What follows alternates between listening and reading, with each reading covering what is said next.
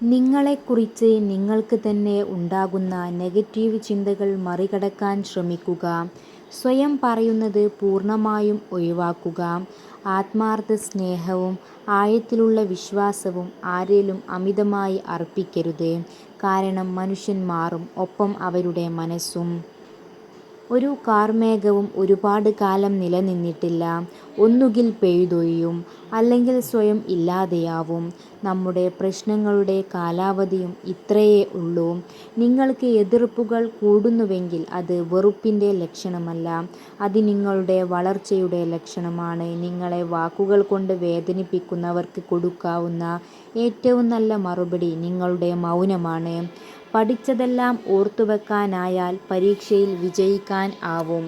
അനുഭവിച്ചത് പലതും മറക്കാനായാൽ ജീവിതത്തിൽ വിജയിക്കാനാവും. കണ്ണുനിറച്ച ഓർമ്മകളെ സൂക്ഷിച്ചു വെക്കണം. അതോർത്ത് വീണ്ടും കരയാനല്ല, ജീവിതത്തിലെ യാഥാർത്ഥ്യങ്ങളിൽ ഒരിക്കൽ കൂടി തോറ്റുപോവാതിരിക്കാൻ വേണ്ടി മാത്രം. നിങ്ങളുടെ സമയം പരിമിതമാണ്. അതിനാൽ മറ്റൊരാളുടെ ജീവിതത്തിൽ കുടുങ്ങിക്കിടന്ന നിങ്ങളുടെ ജീവിതം പാഴാക്കരുത്. മറ്റുള്ളവരുടെ ചിന്തകളിൽ അകപ്പെട്ട് അതിൻ്റെ പരിണിതഫലങ്ങളുമായി ജീവിക്കരുത്. വെളിച്ചമുള്ളിടത്ത് നിൽക്കാൻ എല്ലാവർക്കും കഴിയും. നിൽക്കുന്നിടത്തെ വെളിച്ചം പകരാൻ നന്മയിലുള്ളവർക്ക് മാത്രമേ സാധിക്കുകയുള്ളൂ.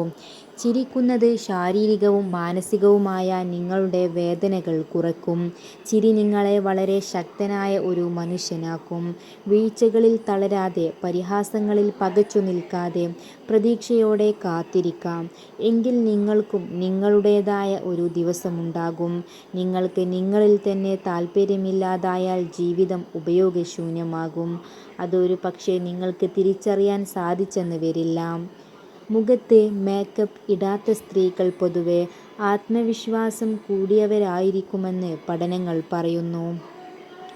വിജയിക്കാനുള്ള ആഗ്രഹം, നേടാനുള്ള ഇച്ഛാശക്തി, മുഴുവൻ കഴിവുകളും വിനിയോഗിക്കാനുള്ള ത്വര, ഇവയാണ് വ്യക്തിഗത മികവിൻ്റെ വാതിൽ തുറക്കുന്ന താക്കോലുകൾ.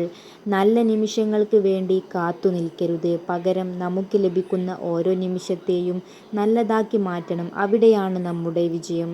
വീഡിയോ ഇഷ്ടപ്പെട്ടാൽ സബ്സ്ക്രൈബ് ചെയ്യൂ. Thanks for watching.